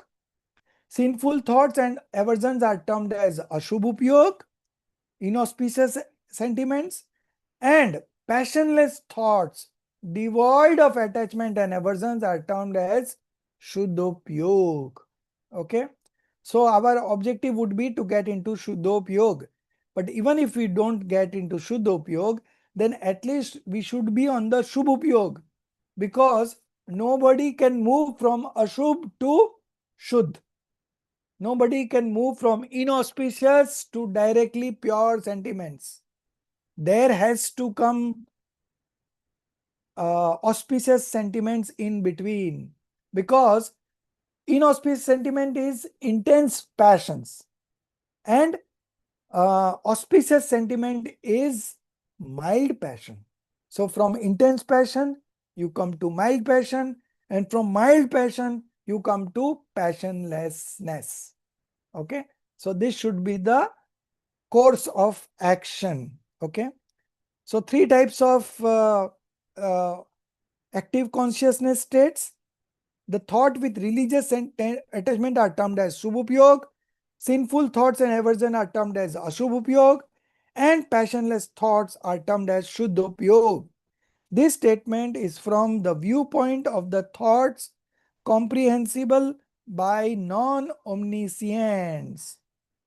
In Karnan Yoga, the description is found from the viewpoint of inauspicious, auspicious thoughts as per Jiva's passional power in different gunasthan. This aspect is not considered here. So this statement is from the viewpoint of the thoughts comprehensible by non-omniscient. Okay, because this is Dravyan Yoga. In Karnan Yoga, the description is found from the viewpoint of inauspicious, auspicious thought as per Jiva's passional power in different gunasthan. So in fourth stage, the passions, Anantanubandhi passion has gone. Okay, so other three are left over. In the fifth stage, two are gone, two are left. In the sixth, seventh stage, three are gone and one is left. This aspect is not considered here. According to Karnan Yoga, the passionless Shuddhopyog is evolved on attainment of Yathakhyat Charitra. According to Karnan Yoga, the passionless Shuddhopyog is evolved on attainment of Yathakhyat Charitra, that is perfect right conduct. Okay, it will be attained automatically on destruction of moh. Moh here means charitra moh. Okay, because darshan moh already has gone in the fourth stage. Now as you go further, the charitra moh goes on reducing, and at the 12th stage, yathakya charitra, complete charitra moh has also gone, that is conduct deluding karma.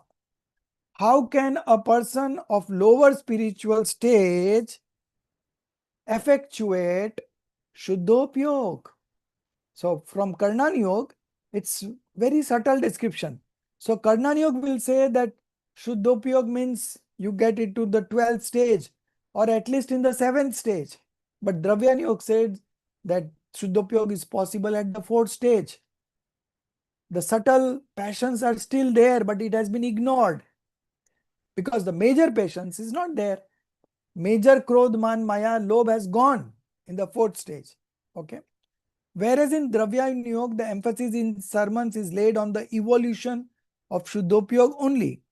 Therefore, at that time when a non-omniscient engrosses his upyog in self-realization, etc., by relinquishing the thoughts engrossed in comprehensible activities like adoration, injury, etc., he is called the possessor of Shuddhopyog. Okay. Although there exist subtle passions comprehensible in omniscience, not to us, but only to omniscience. Subtle passions are there. Yet that viewpoint is not considered here because this is Dravyan Yoga. So Dravyan Yoga will say that at fourth stage you get Shuddhopyog. But Karnan Yoga will say no, Shuddhopyog will come after 7. So these are different forms of presentation. So when we talk of Dravyan Yoga, you have to consider Dravyan Yoga's right belief only and not Karnan Yoga one. Okay. He is stated to be possessing Shuddhopyog because he relinquishes attachments, etc., passions, which are comprehensible in his knowledge, which are not comprehensible. How we can track? We cannot track, right? It can be tracked by the omniscience, the subtle passions. So from Dravyan Yoga, you are considered to be a right believer at the fourth stage. Okay. But in Karnan Yoga, they will not accept. Karnan Yoga is very, very subtle and perfect. Similarly, the evolution of right belief is stated on attainment of right faith in self, non-self tattvas. This statement is from the viewpoint of comprehensibility. Okay. From the subtle point of view, the description of right belief, etc., in different gunasthan is found in Karnan Yoga. Likewise, one should know elsewhere. Therefore, if someone tries to equate the style of description of Dravyan Yoga with Karnan Yoga, then at some places it tallies and at some places it does not tally. There is a difference. For example, on evolution of Yathakyat Charitra, that is perfect right conduct, Shuddhopyog is found from both points of view. But in lower spiritual stage, Shuddhopyog is possible sometimes from Dravyan Yoga point of view. That is at the fourth stage. And this is Yathakyat Charitra is at the 12th stage. Okay.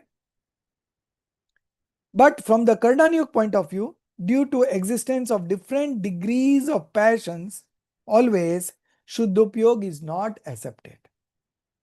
Similarly, one should know about the other statements also. Now, the last point, fourth one. Further in Dravyan Yoga, for proving the tattvas, etc. Tattvas, etc. means 7 tattvas. Jiva, Jiva, Asrav, Bandh, Samvar, Nijra, Moksha. Described in other faiths to be wrong. The same are contradicted. Okay. Further in Dravyan Yoga, for proving the 7 fundamental elements described in other faiths to be wrong. The same are to be contradicted. This is not done maliciously, not with any wrong intent. The purpose is to evolve the right belief by proving them to be untrue. Okay.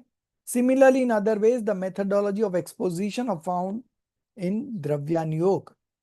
Now, the conclusion of all the 4 exposition. Thus, the methodology of exposition in all the 4 Anuyog has been explained. And this is your CC1 homework. Okay.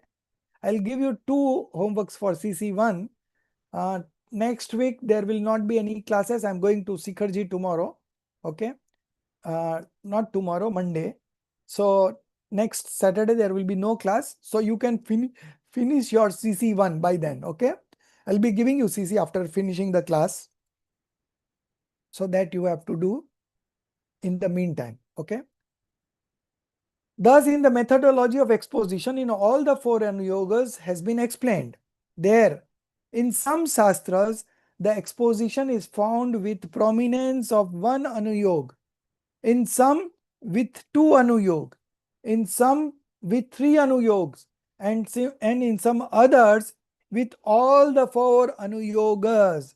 So, where whatever is possible, one should understand the same. I'll give you one example. In Vitrag Vigyan 1, 2, 3 and Tattvagyan 1, 2, we all studied, right? There were some small chapters, you know.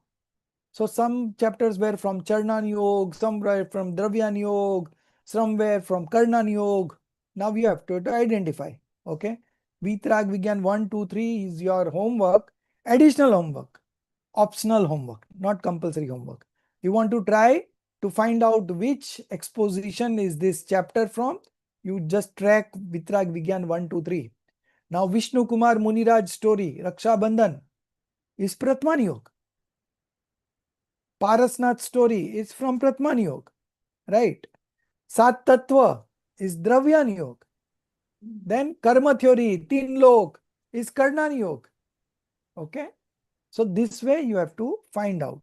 Okay. Similarly, scriptures, Ratnakaran Sravakachar Putsat Siddhi Upaya are scriptures from Charnan Yoga. Samay Sar is Dravyan Yoga, Pravachan Sar is Dravyan Yoga. Then there are some expositions where all the 4 expositions are there. So in Tatvar Sutra, you have 3 expositions, Karnan Yoga, Charnan Yoga, and Dravyan Yoga also. Pratman Yoga is of course not there, of course. So in some scriptures, that is 1 Yoga, some are 2, some are 3, some are 4. So whatever is possible, one should understand the same. But one thing is very clear, that all the 4 exposition, the end result is passionless disposition. All the 4 anuyogs leads you to passionless disposition. Okay. 3 anuyogs will help you to come to the Dravyan Yoga. Dravyan Yoga will perform the main operation of science of discrimination, and you will realize yourself, and your journey to the path of liberation will begin. Okay. So then you would say that Dravyan Yoga is important. No, all the 4 are equal important. It depends on which stage you are in. Okay. What kind of nature of the listener is. Considering that the acharyas prescribe them exposition. Somebody who is of very less intelligence, they will prescribe Pratman Yoga.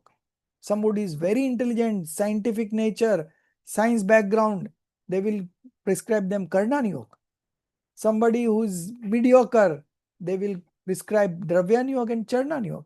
Somebody is very inclined towards external activities, then he will prescribe Charnan Yoga. So depending on the interest of the listener, the expositions are recommended for studying. Okay.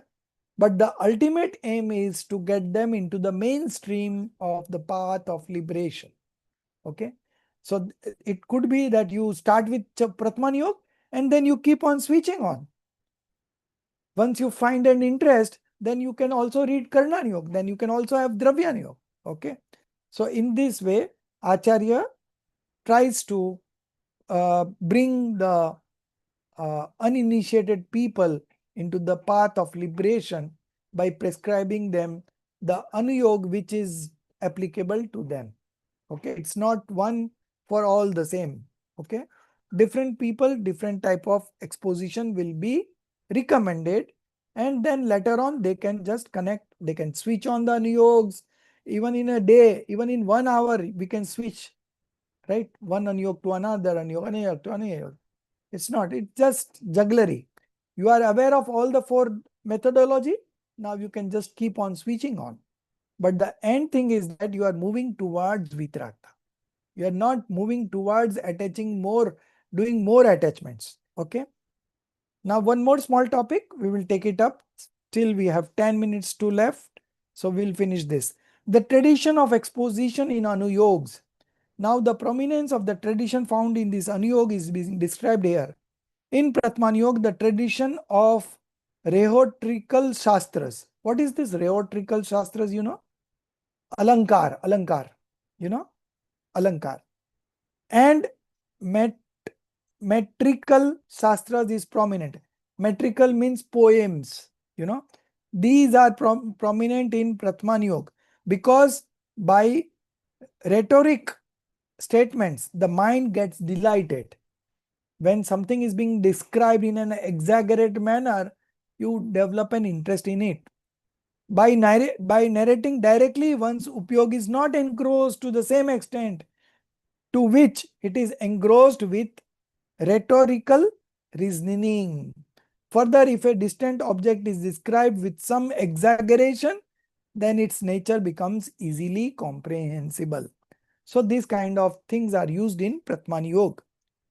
What is used in Karnan Yoga? In Karnan Yoga, the tradition of mathematical expression is prominent. because therein the measure, praman, etc. of substances, space, time are described. So by using the tradition of mathematics, it becomes easily comprehensible.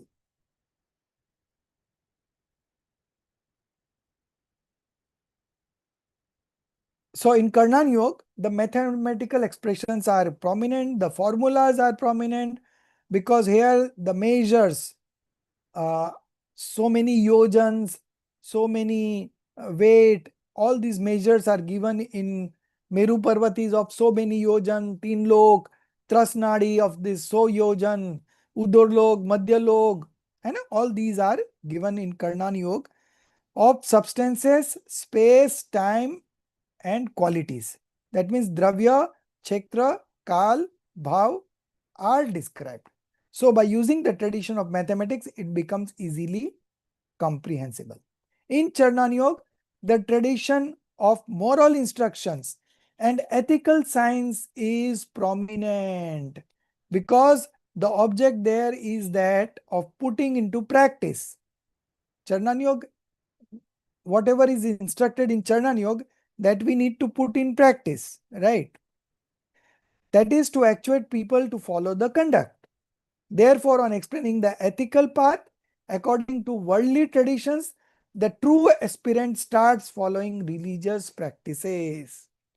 In Dravya Yoga, the tradition of logic or the science of reasoning is prominent, because there the purpose is of making decision, that is ascertaining the tattvas, and in logic the path of making decision is shown. Okay. So all the four exposition have different kinds of tradition, and they follow those traditions. The end result is the passionless disposition only, but they have different traditions. These are the prominent traditions found in different anuyogs. The descriptions are found with other traditions also. Here someone may ask that only the learned scholars have the knowledge of rhetoric, mathematics, ethics, and logic. An ordinary person does not understand these. Why therefore direct description is not given? The Shastras are chiefly meant for being studied by Pandits, learned scholars, and sagacious persons. Who is sagacious person? Wise persons, good intellect, intelligent persons.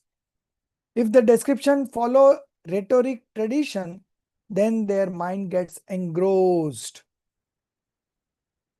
And the scholars can explain the same to ordinary persons.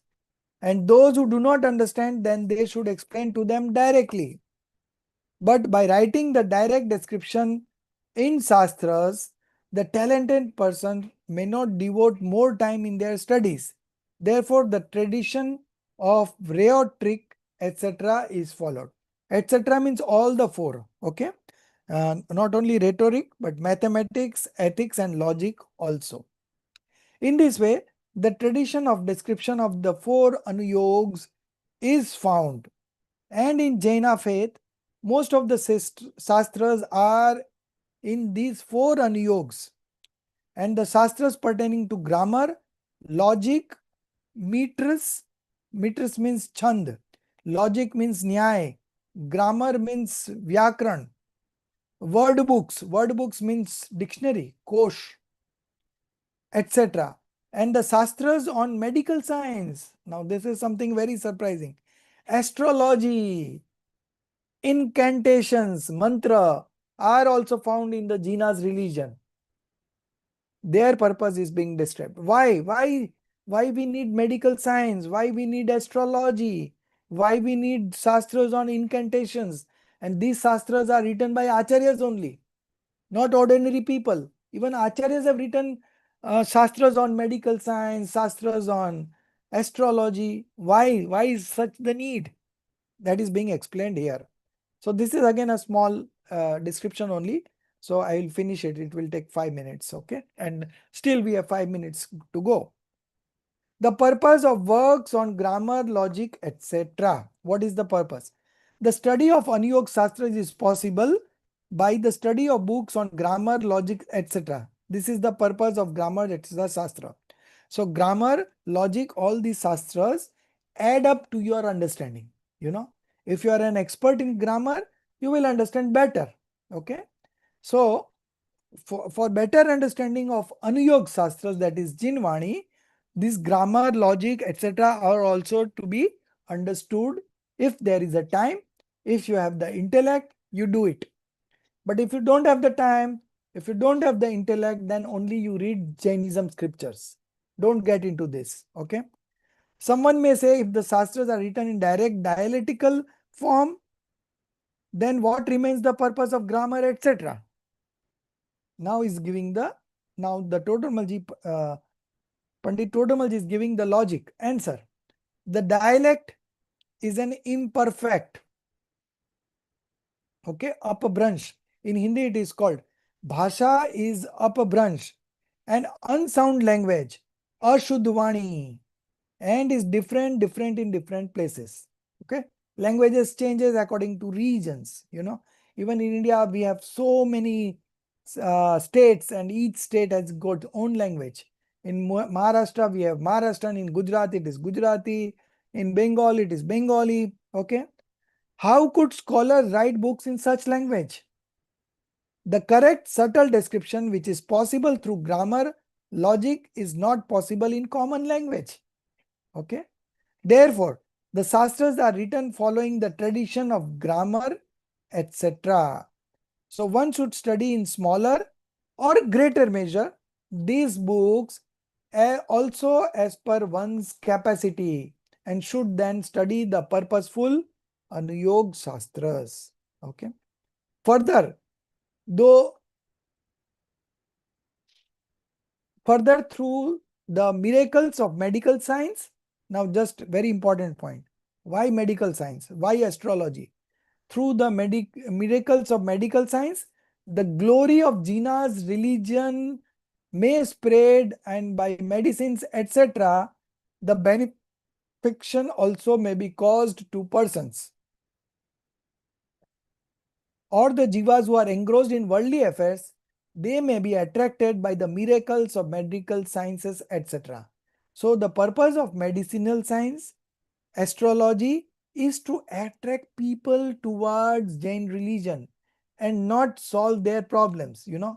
If you know the astrology, you may say something about your past and you get impressed. Oh, he knows everything. Now, when you are impressed by that person, then whatever he says, you will listen very carefully. And when you listen carefully, you might understand the Jainism also, right? So the purpose of advocating medical science, astrology, and other scriptures was to get you into the main path of liberation, the Jainism doctrines. Okay.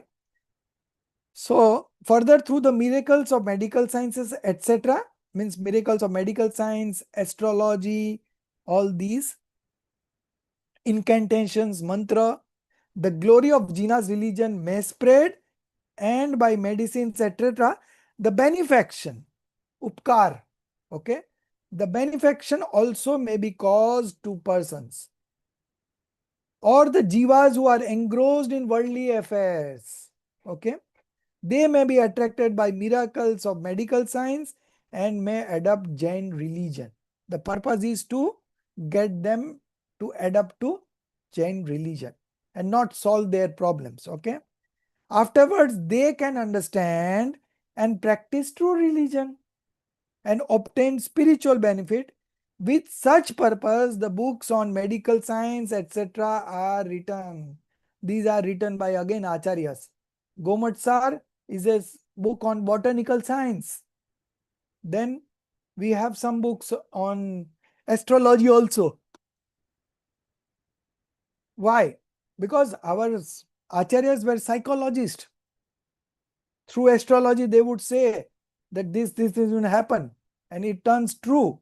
Then his faith increases in that Acharya's statement. So next time when he comes, then he gives him the preachings on manifesting passionless disposition, and he gets connected to religion. So that was the purpose. Here one should remember that by knowing these to be Jaina Shastra, one should not devote himself too much not too much, in the study of this Shastra. If due to sagacity, your good wisdom, these are studied in natural way, and by such study, if one's attachment, etc., passions are controlled, then their knowledge is useful. But these Shastras are not as useful as Anuyog Shastra. Therefore, it is not desirable to engage oneself too much in their studies. Okay. Question. If it be so, then why did Gandhar Acharyas compose this Shastra? Okay, you know now the answer. Knowing the aforesaid somewhat purpose, these Shastras are composed. What was the purpose? Spreading the Jain religion, getting them into the path of liberation by impressing them through astrology, through medical science, through incantations. Okay, all these. For example, a very rich man sometimes accumulates less useful things also. But if a less wealthy person accumulates those things, then his wealth is spent there. Then by what means would he collect more useful things? Similarly, the sagacious persons, the person with great wisdom, like Gandhar Acharya, chief preceptors, etc., may compose less useful books on medical science, etc. also. But if a person with average intelligence engages himself in their study, then his intellect gets involved in it.